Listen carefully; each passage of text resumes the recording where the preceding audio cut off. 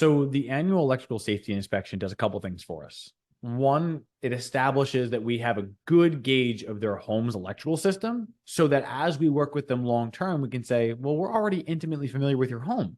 So naturally, who would you call for other services? The person who already knows your home backwards and forwards and has gone into it and understands it? Or you're going to call someone else who's just going to spot fix something. So there's one angle for that. The second is that it's a number one way you can defeat slow season. Whenever your slow season is, you simply pre-schedule these inspections for those times. The main benefit behind that is the best person to sell your services to is the one who's already seen the value and purchased before. They already purchased a membership at some point. So you have the benefit of now doing an inspection and having another offer.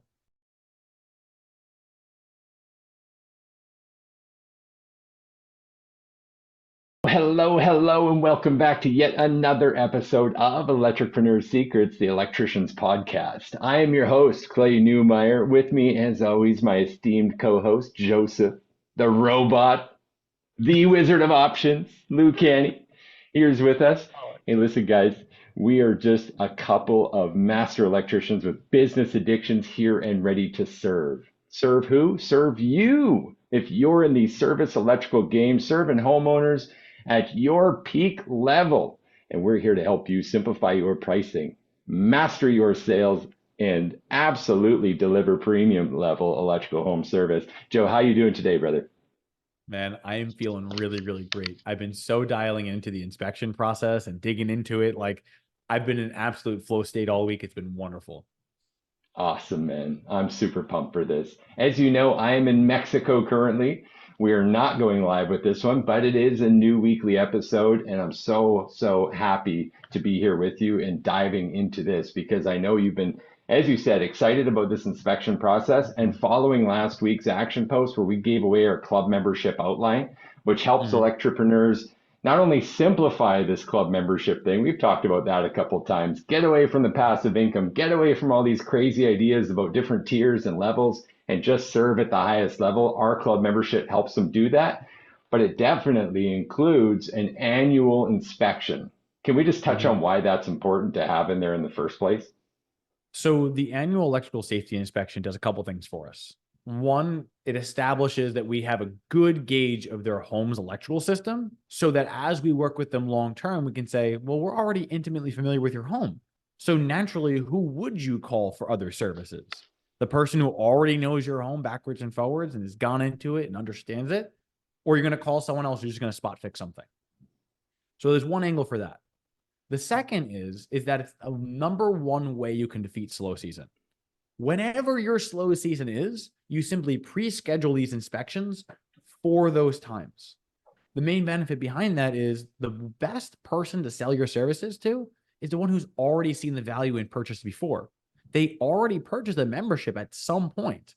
So you have the benefit of now doing an inspection and having another offer. The last thing why we do the inspection is another way of cutting losses. There are some situations where you can actually use your membership to supplement a low ticket offer where you may not have otherwise seen value, but you recognize that this is a good client to take a gamble on, and you offer them that membership. And now by being able to come in and do the inspection, you can find things or address things that you otherwise would have had the opportunity to do so. So realistically, it's an incredibly powerful tool, provided you know how to leverage it and how to use it. Absolutely, man. All great reasons. One of my favorites for this club membership, if I can just add in there, when you identify that top buyer, that person who's truly your VIP, they want the platinum. And then afterwards, the old way of doing it was just waving goodbye after the installation and like hoping, So hey, maybe sad. we'll make a desperate call back to John later and see if he needs anything else. Mhm. Eh, just kind of It's a gives me very, yeah. chicken skin, you know? There's a very big difference between calling someone and saying, hey, I just wanted to check in on you versus, hey, I'm just calling to confirm your appointment. We already have you on the calendar. Is that still going to work for you? Or would you like to reschedule for another time? It's Yeah. like, I already had a purpose of calling you. That's a thing you've already paid for. Like, I want to give you what you've paid for. Is it wrong of me to keep following up to make sure that what you've paid for, I'm giving you? And So that's you've just it. already gotten in place. Yeah, man, you nailed it there. And even like referencing our own team, and one of the rules we have in house is ABV. We love these little acronyms that just stick in your head, right? ABV just means always bring value. So in every engagement, we have an angle to bring value to that engagement that maintains our brand equity, the equity in that relationship. And these club memberships help with that. Without further ado, though, bro, like let's jump right into this. Top three things to help you guys be successful with these inspections, whether it's from that club membership or someone just calling for, an in-depth inspection for maybe a realtor or something where you've got that kind of worked out. I know you've got a few things to help some electricpreneurs today with this, man. Your head's been right in it, so I know. please I start love us it. off, man. What do you think is like the top thing someone's got to know and be able to take some action on here? Well, the first thing that I'd want them to know is that one, you don't have to figure this out yourself. We literally have an absolute step by step, follow the bouncing ball process for inspection calls. And everything that I'm going to teach you right now is leveraging that process for maximum benefit. So, assuming you have the process, this is what you can do and how it's going to serve you. The first thing you need to know is how you can gauge the client's understanding of the state of their electrical systems. Like, if you know that they know something's unsafe, that's a very different type of call than, hey, they're keeping the cards close to the chest and they think everything's fine. So the thing that we do is in multiple parts in our process, we're asking questions like, oh, so great. Is it safe to assume that the home is perfect? Wonderful. So it's perfect. That would mean that you wouldn't have any. And then you start listing things like that you could expect, such as, hey, there's no unusual smells that are coming from things, or like there are no lights that are flickering at any point. There's nothing that's hot that I touch. Like this home is perfect. And then you're already on the right side of the line because it's either great, wonderful, I'm so happy to hear that, or, oh, okay. So if I could resolve that, what would happen then? So being able to gauge and say, like, do you know if something's not right? If they know something's not right, then it becomes a targeted approach of how can we solve that concern. So that's number one. And can I just ask, like, what do you see happen if you don't have a good gauge of what they understand about Oh, what's right or wrong? okay. So every electrician right now could probably close their eyes and think of a time when a client lied to them, saying, I think everything's great. It was working fine before you got here, or we've never had issues. It's like, the excuses we're running into, right? Yeah. So when we take the customer's words at face value, it often can lead us in a situation to where we feel like we're pushing something on someone, right? So let's say, sake of argument, they call me for an inspection, but they recognize that their laundry room light occasionally flickers. Okay, well, would it then justify you getting on the ladder and taking down the fixture and looking at it? And through those extra efforts, like, okay, I'm going to put extra focus on it to look for that problem to recreate it so that I can solve that emotional concern.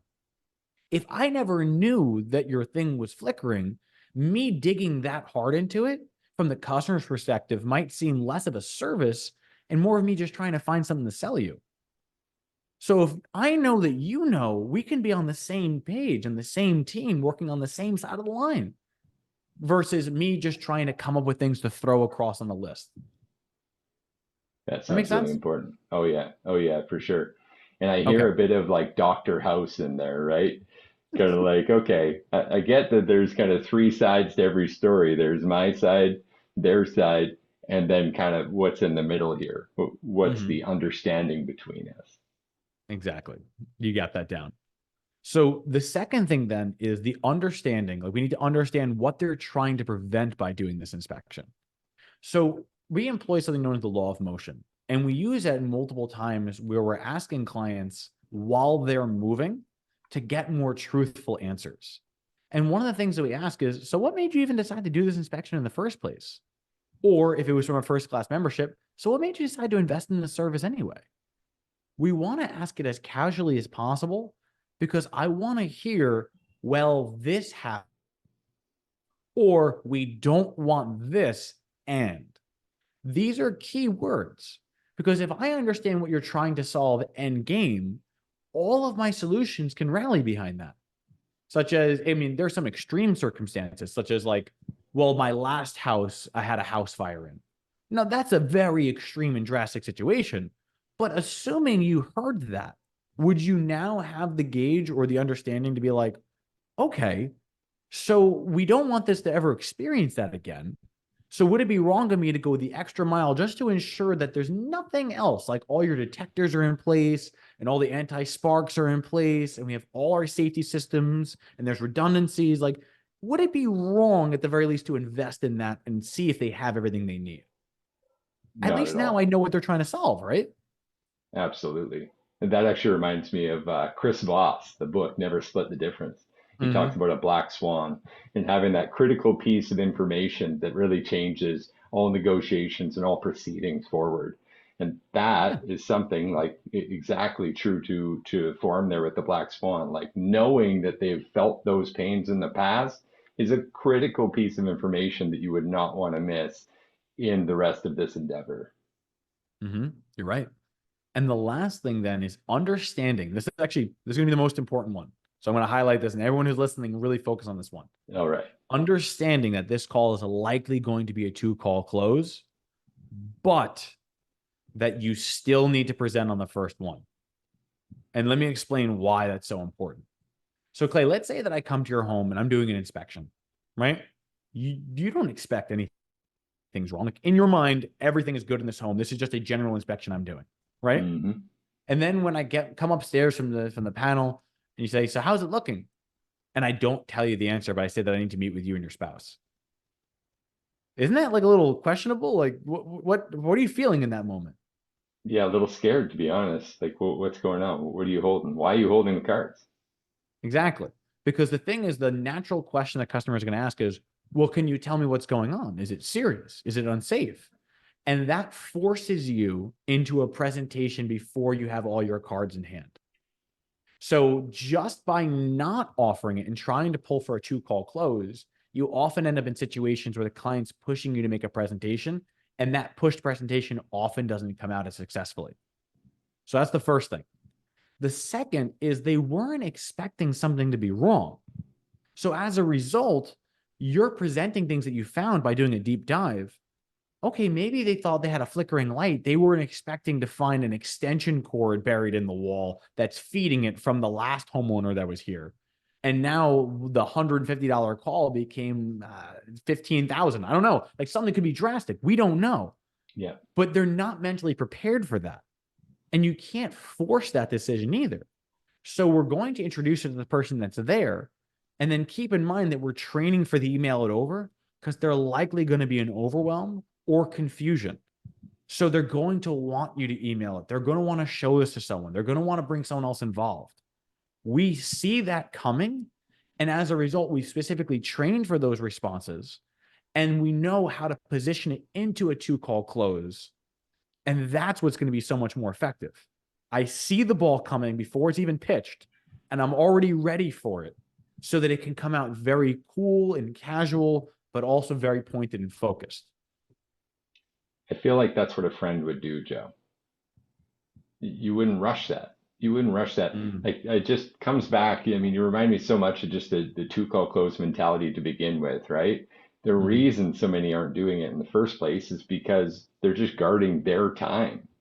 But if you mm-hmm. really think from that homeowner's perspective, I mean, they're worth it. They're worth more than that. And all I want to do is what others are not doing to Mm-hmm. show my clients, to show those relationships the respect they deserve. And So you what know you what? just said makes perfect sense to me. Yeah. And I've seen inspections go the wrong way before. And often it's because the technician is trying to respect their time.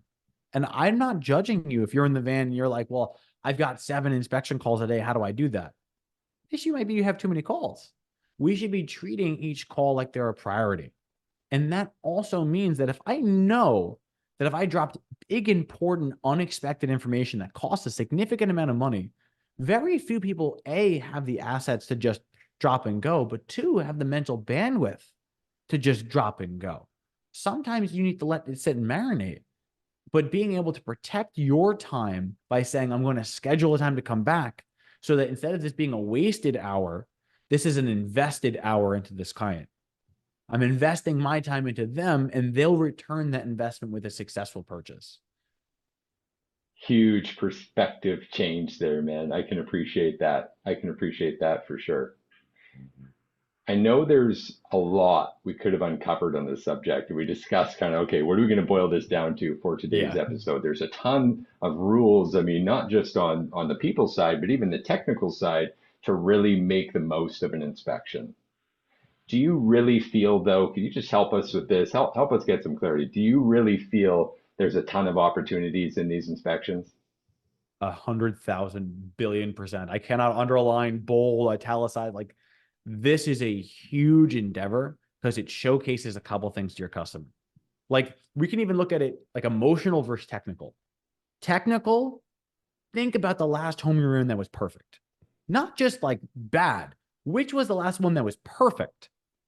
The odds are not a lot of them. Like, even for those of us who live in brand new homes, like, I literally just the other day had to do a major infrastructural change because the builder did the job the wrong way. So, like, when you go into this, you're assuming that you're going to find something. And would your customer be mad for you to tell them about something that you could dress while it's still small? And to speak to that, like, okay, yeah, a newer home, builder did it the wrong way, still passed inspection, Mm-hmm. right? Still got their occupancy permit to move a family in, still Mm-hmm. had a home inspector go through. It's seen multiple professionals, and yet these things go missed.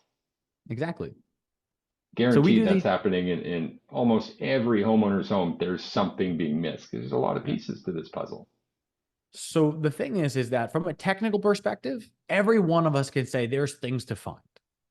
But from an emotional perspective, why are we looking in the first place?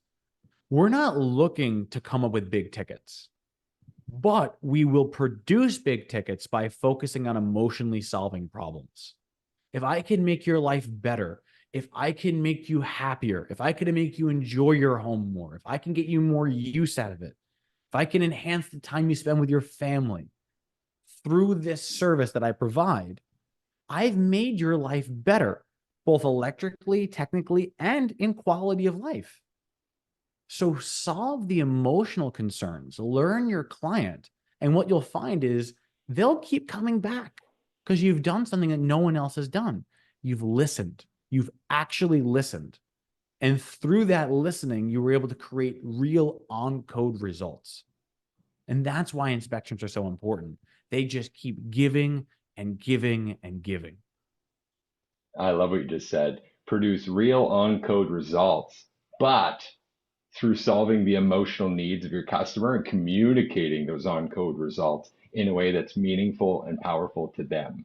Any Amen. electrician can study the code book and then go into a house and find a bunch of off code items to offer. The real Mm-hmm. magic is in how you offer those things, how you communicate those things, and how you make sure it even pertains to the needs, desires, or problems of that client. 100%. You got it All down, right. Clay. All right, man. We nailed down a few things here, but Joe, either way, I want to stay true to form, man. A couple of action items. What would you say would be the all-star and the basic on this one? Okay. The all star is the last thing that I mentioned, which is that you understand it has to be a two call close, right? The reason why I say that's the all star is because some people won't make that presentation to start with. They'll say, well, it's going to be a two call close. So I should just hold my cards until I can do it. Not the right idea. I've tried it that way. Trust me, I love two call closes. I try to make everything a two call close, but maintenance calls and inspection calls particularly need to be solved right then and there. So the all-star is resisting that knee-jerk reaction to try to pull on the call and instead try to go for it on the first one, even though you know there's a secondary result. So Okay. that's all-star right off the top. Yeah. The basic then is knowing what to look for and being willing to be open-minded for it, right? The reason why I say that is because you can go into a home, let's say typical 1950s home. You walk into the bathroom and you say, okay, I say they've got 1 point. I say they got one vanity. That should be fine. This is to code, right? That's basic. But what is it lacking then? Well, it probably doesn't have an exhaust system. Okay, it probably doesn't have a backlight for or USB charger, or it doesn't have a night light built into it, or there's definitely no heated floors, or there's definitely no light over the toilet, or there may not be a light in the shower. So looking at it from a technical perspective and saying, can I take what I know now and figure out how I can apply it. So even if it's not a code concern, it's an enjoyment factor. Boom. Wow, man. Drop it like it's hot, Joe. Thank you so much for that, man. This Truly has my been an pleasure. incredible episode. You guys are going to want to listen to this again. You're going to want to take advantage of the top few things to really help you be successful on these inspection calls. This stuff is important, guys. Get the inspections, which means get the club members, do the inspections and do them in a format that is productive, not just for you and your sales, but for your customers. Take care of people, bring that value. This has been another effort, guys, to help you master your sales, simplify your pricing, and deliver premium level electrical service. Thank you, Joe. See you guys on the next one. Can't wait to see you then.